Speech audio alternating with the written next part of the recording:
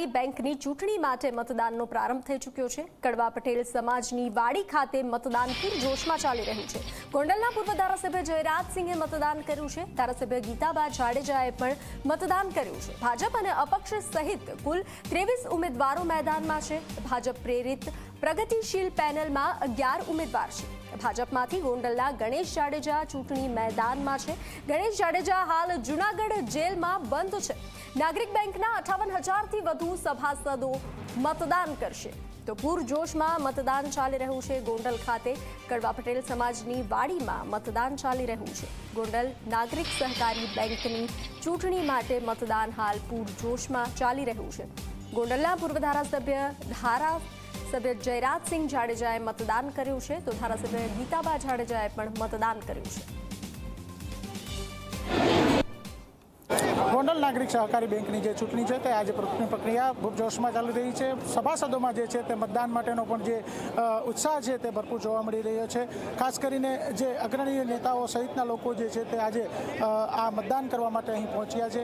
ત્યારે આજે લગભગ 58,000થી પણ વધુ જે સભાસદો કહી શકાય તે સભાસદો દ્વારા આજે મતદાન પ્રક્રિયા જે છે તે હાથ ધરવામાં આવી રહી છે અને મતદાન જે છે તે શાંતિપૂર્ણ અત્યારે પ્રક્રિયા ચાલુ થઈ છે અને ચુસ્ત પોલીસ બંદોબસ્ત વચ્ચે અત્યારે જે આ મતદાન પ્રક્રિયા છે તે ચાલુ થઈ છે। આપણી સાથે યતીશભાઈ દેસાઈ જે છે તે નાગરિક સમિતિ પ્રેરિત ચેનલના ઉમેદવાર ખાસ કરીને આજે ચૂંટણી છે કઈ રીતે જોઈ રહ્યા છો? ચૂંટણી આજ લોકશાહીનું મોટું પર્વ ઉજવાઈ રહ્યું છે। ગોંડલ નાગરિક સહકારી બેંકની ચૂંટણી છે। 55,000 ઉપરના સભાસદો આજે મતદાન કરવા માટે થનગની રહ્યા છે અને લોકો પરિવર્તન ઈચ્છે છે, નિશ્ચિત બાબત દેખાઈ રહી છે। ક્યાંક ને ક્યાંક જોવા જઈએ તો જે છેલ્લે જે સભાસદો ઉમેદવારો જે મતદાન માટે યોગ્ય જે છે તેના માટે કોર્ટ દ્વારા હુકમ કરવામાં આવ્યો છે કઈ રીતે જોઈ રહ્યા છો? કોર્ટે જે નિર્ણય કર્યો છે એ શિરોમાન્ય હોવો જ જોઈએ અને છે જ અને અમે હજી પણ એમની ઉપર લડાઈ કરશું। ખાસ કરીને કયા મુદ્દાને લઈને આજે લોકો પાસે આપ જઈ રહ્યા છો? ગેરવહીવટ ને ભ્રષ્ટાચારના મુદ્દા ઉપર અમે લોકો પાસે જઈ રહ્યા છીએ।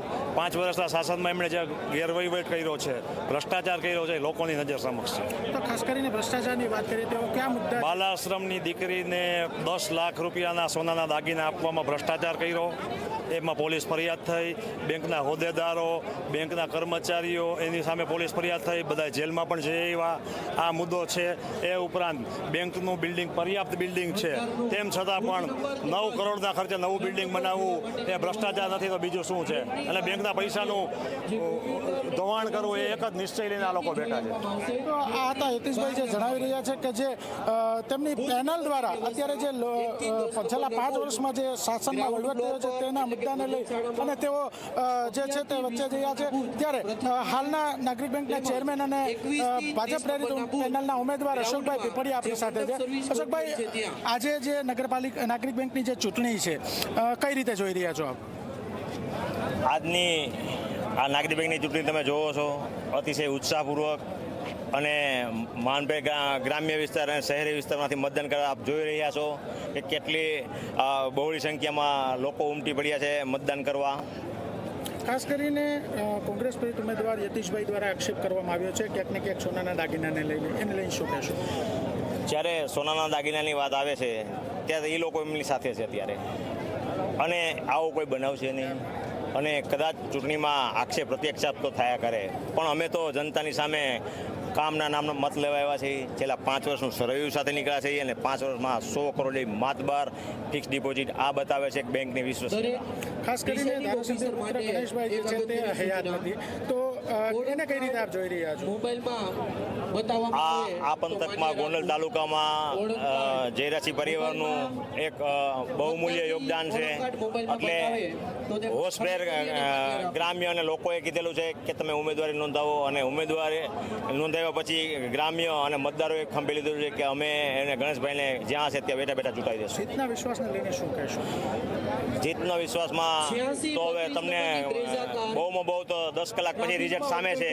સંપૂર્ણ બહુમતી સાથે અને 11-11 બહુમતી સાથે અમે વિજેતા બનવાના છે. આ હતા અશોકભાઈ જે જણાવી રહ્યા છે કે તેમના તમામ ઉમેદવાર છે તે જંગી બહુમતીથી જીતશે અને જે મતદાન જે છે તે મતદાનની પ્રક્રિયા અત્યારે શાંતિપૂર્ણ થઈ રહી છે. ભૂતપૂર્વ જે ધારાસભ્ય જયરાજસિંહભાઈ છે તેમના દ્વારા પણ જે મતદાન છે તે કરવામાં આવ્યું છે અને જે પૂર્વ સાંસદ રમેશભાઈ ધડુક છે તેમના દ્વારા પણ જે છે તે મતદાન જે થઈ ચૂક્યું છે. જિલ્લા ભાજપ પ્રમુખ અલ્પેશભાઈ આપણી સાથે છે. અલ્પેશભાઈ, શાંતિપૂર્ણ મતદાન જે છે તે થઈ ગયું છે, શું કહેશો? ગોંડલમાં ક્યારેય મતદાન અશાંતિ રીતે થયું જ નથી. ગોંડલની આ પરંપરા છે. ગોંડલમાં લોકશાહીનું પર્વ ચૂંટણી આવી રીતે જ ઉજવાય છે અને ગોંડલના લોકો ઉપર અમને આનંદ છે અને ભરોસો છે કે અત્યાર સુધીમાં જે રીતે જયરાજસિંહ જાડેજાના નેતૃત્વમાં ભારતીય જનતા પાર્ટીને મત આપતા હતા એ જ પરંપરા જળવાઈ રહેવાની છે અને આજે રાતે 12 વાગે આ મેદાનની અંદર ભારતીય જનતા પાર્ટીની પેનલના તમામ ઉમેદવારો જીતી અને બહાર આવશે. તો આ હતા જિલ્લા ભાજપ પ્રમુખ જે અલ્પેશભાઈ જણાવી રહ્યા છે કે તમામ ઉમેદવાર જે છે તે જંગી બહુમતીથી જીતશે. ત્યારે હાલ અત્યારે જે ફરી માહોલ બતાવવા માંગીશ કે જે લોકોમાં મતદારોમાં જે છે તે ઉમંગ ઉત્સાહ છે તે ભરપૂર જોવા મળી રહ્યો છે અને દરેક સભાસદો દ્વારા જે છે તે મતદાન થાય તે માટે લોકો જે છે તે બંને પેનલના લોકો જે છે તે એડી ચોટીનું જોર છે તે લગાવી રહ્યા છે. કેમેરા પર્સન રોહિત ચુડાસમા સાથે જયેશ ભોજાણી, ઝી મીડિયા, ગોંડલ.